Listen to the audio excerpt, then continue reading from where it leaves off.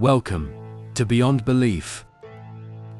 Every story you'll hear here really happened to someone. No fiction. No exaggeration. Just true horror, told by those who lived through it. Turn off the lights and listen closely. Because sometimes the scariest stories are the ones that are real. One night, when I was a really young kid, I was in the living room, watching my favorite cartoon. I had the TV pretty loud, but I thought I could hear my mum calling my name from downstairs. I called back, but she didn't answer, so I guess she couldn't hear me.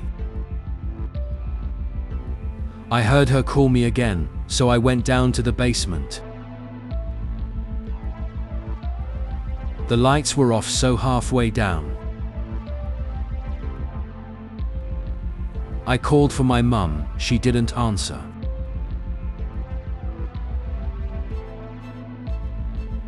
I didn't know where she could be calling me from. But one thing was for certain, though she wasn't in the basement, I started going back up the stairs. But before I even got to the top stair, I heard my mum's voice again from down in the basement, calling my name. I looked down into the pitch blackness. I ran back up to the top step, turned down the lights, and walked halfway back down, peeking into the basement. I didn't see my mum anywhere down there. Suddenly, I got a huge rush of horror. I ran up the stairs, basically crying for my mum. She came rushing down the stairs from upstairs, and I cried to her that something was calling me from downstairs.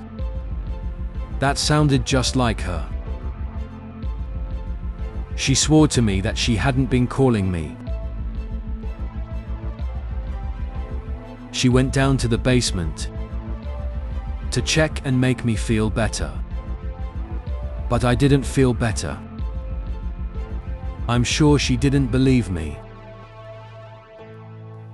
Why would she believe me? I was a little kid. But I still know that I heard what I heard. I lived in a small college town. My apartment complex was walking distance from the bar or downtown area. One weekday night, I stepped out on our front porch to smoke a cigarette or two. I was up late studying. I brought my textbook with me and laid down on the stairs. While I smoked, a girl who I had never met before, but who lived one apartment over on the ground floor, came home from downtown. She was by herself, and you could tell from her walk she had been drinking. She got in her apartment and barely got the door closed before some guy who came out of nowhere knocked on her door. She opened, and I noticed he introduced himself, which was weird because it was like 2:30 in the morning. Who comes to a random girl's apartment at that time? So I decided to stay outside and pay attention. They ended up talking for over 10 minutes. She later acknowledged how weird the situation was, but did not know how to end the conversation.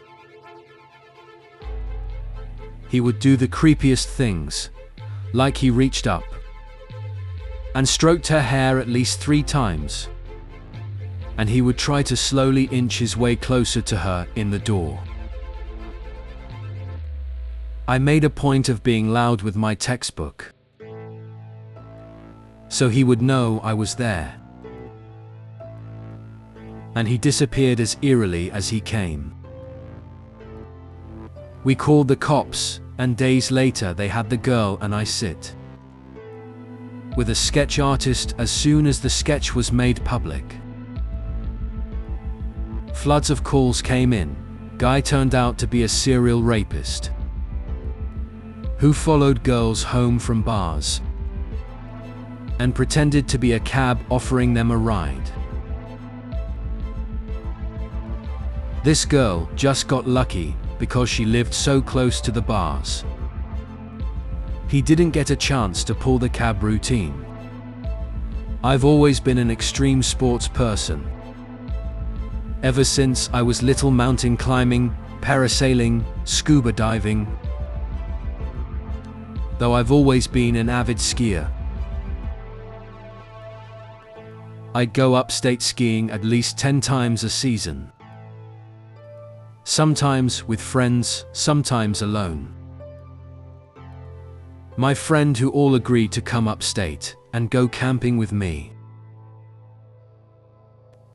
so we could do some backcountry skiing, which is basically skiing in the backcountry on marks or on patrolled areas outside of a ski resort's boundaries. It was a 3-hour drive, then a decent amount of off-roading. To get to where the hills were, I parked my truck at the bottom of a decent-looking area full of hills. But I also stopped there because I couldn't really drive out much further given that there were too many trees. Mike and I then proceeded to unload the back of my truck. All our stuff, including ski gear and camping equipment. Then we hiked about a 1/4 mile, which was an incredible amount of work with all the stuff we were carrying. We found a perfect place to set up camp near the bottom of an uphill and in a bit of a clearing between the trees. I'm setting up the tent and unloading our sleeping bags and equipment. And such was first priority. When all of that was done, we started our hike up the hill to scout the area. We did a decent amount of hiking, but we also got a lot of skiing. At one point Mike and I lost each other while skiing down a bigger hill. I assumed I'd meet him at the bottom, or just find him eventually. I checked the walkie-talkie, just to see if he'd answered. But he didn't, which meant he was probably still going downhill. At some point, while I was walking with my skis, at the bottom of the hill I ran into someone, another skier. He sounded very friendly, under mask, asking you where the best hills, and if we were camping and such. He had his skis strapped to his orange backpack. I pointed to the hill I just skied down and also pointed in the direction we set up camp. He said he and his wife were trying to find a good place to set up camp near other people, and asked if I could lead him to my campsite. As much as I really didn't want to track all the way back there, I felt I had to be a good Samaritan and help this man and his wife. I pulled out my walkie again and set into the speaker to cue that I was going back to the campsite. For a bit, I started to lead the man who was behind me, when suddenly I started getting some static from another end. On the walkie, it seemed someone probably was trying to talk to me. But the connection was bad, nothing I could do about that, except for come back to this hill afterwards. It took a decent amount of hiking and small talk with the man. Before we reached the campsite, I turned around to him and smiled under my ski mask, which I realized instantly was basically he sounded very thankful for he and his wife. And I finally asked him, "Where is your wife?" He didn't answer. He started to walk closer to me at first. I thought nothing of it, but for some reason something about his skis and backpack just struck me. They belonged to Mike. For a split second, I thought, is this Mike? Is he pranking me? But it wasn't possible. The voice was too different from Mike. The man was a few mere feet away from me at this point, and he was picking up the pace to a more intimidating approach. I panicked and jumped into the tent to dig for my flare gun in my bag. The man grabbed my leg, which was sticking out from the tent, and then I felt a sharp electric shock, followed by a burning heat feeling. I screamed in pain as I just managed to pull out the flare gun, push aside the door to the vent, and aiming at the man. He immediately backed up with his hands in the air. And that's when I noticed the knife dug deep into my leg. I ordered the man to tell me where my friend was. He answered quickly, saying, near the bottom of the hill he found me. I told the man to stand still while I called 911.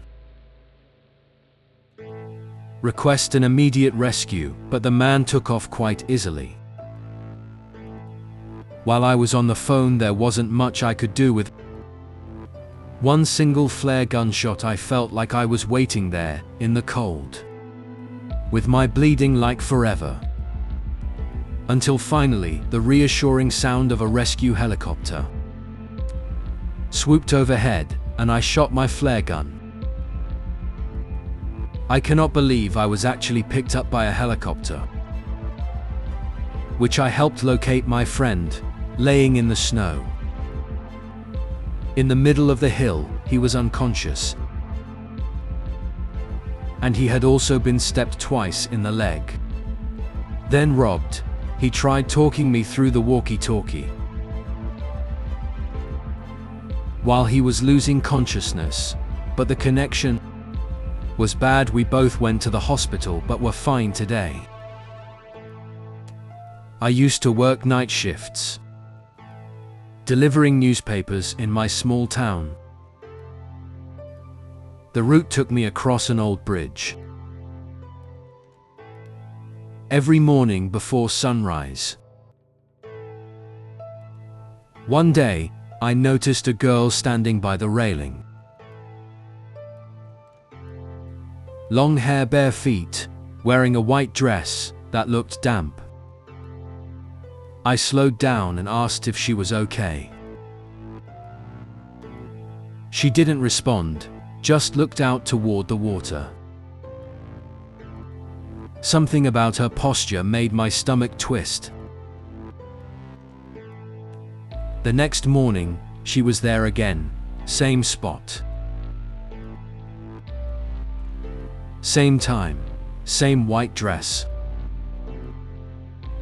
When I blinked, she was gone. A week later, I mentioned it to an older coworker. He looked at me for a long second, then said, "You saw her, didn't you? That bridge girl." He told me a story from the 90s. a young woman who had jumped from that same bridge after a breakup. They never found her body. Now, every night, I drive across it. I can't help glancing toward the railing, and sometimes, just as my headlights pass,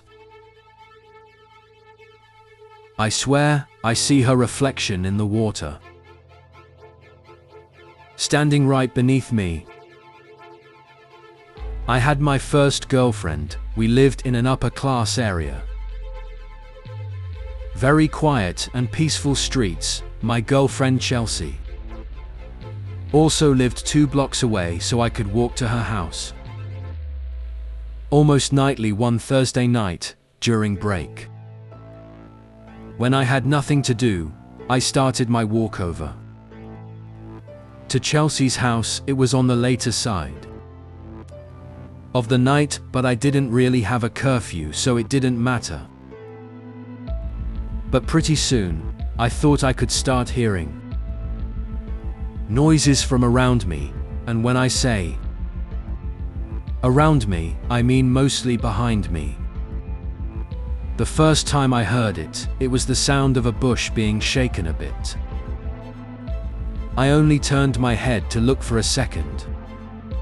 Without stopping, I just started to walk a little faster.